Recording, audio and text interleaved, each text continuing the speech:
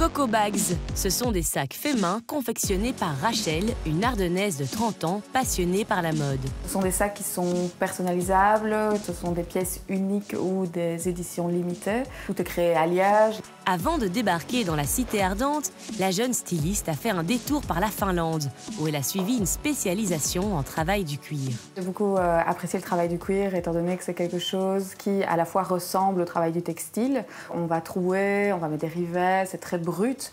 On sait faire plein d'autres choses, une créativité vraiment toute différente qui, moi, m'a particulièrement touchée. De retour en Belgique, Rachel effectue un master en marketing, mais elle n'oublie pas sa nouvelle passion. La toute première peau que j'ai achetée, en fait, je l'ai trouvée sur une brocante en me promenant avec mon frère et j'ai décidé, pourquoi pas, essayer de réaliser un sac. J'étais assez satisfaite du résultat. Ça a plu aux copines, ensuite aux copines des copines et après quelques mois, je me retrouvais avec des personnes que je connaissais pas qui venaient me demander de réaliser un sac. C'est alors la grande aventure qui commence pour la créatrice qui appose des étiquettes Coco dans ses sacs à main.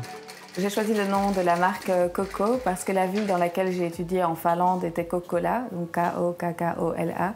C'est quelque chose qui m'a marqué, qui a marqué les débuts et que c'est un peu là qu'est née ma passion pour le travail du cuir.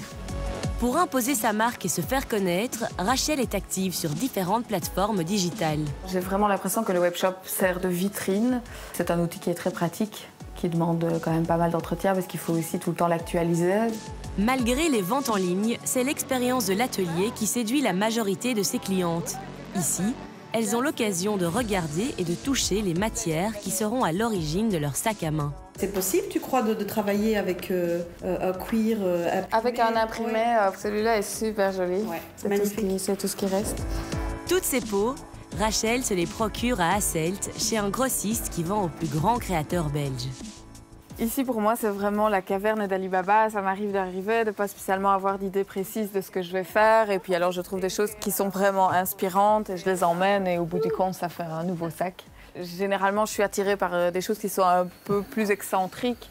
Les choses qui sortent du lot, et c'est vers ça que je vais en premier. Des matières premières originaires d'Italie qui se répercutent sur le prix du sac. Ajouté à une quinzaine d'heures de main-d'œuvre, le coût d'une de ces créations varie entre 250 et 500 €. Les personnes qui viennent me trouver sont tout à fait conscientes que pour rémunérer le travail qu'il y a derrière, c'est un autre budget que d'aller acheter un sac qui est fabriqué beaucoup plus loin et dans d'autres conditions. L'année dernière, Rachel a déjà vendu une 50aine de sacs. Sa petite start-up prend de l'ampleur puisqu'elle forme sa première stagiaire qui sera bientôt son employée. Pour l'avenir, j'espère vraiment continuer à faire grandir mon projet et à terme pouvoir en vivre complètement, avoir mon petit atelier et que ça reste du Made in Belgium.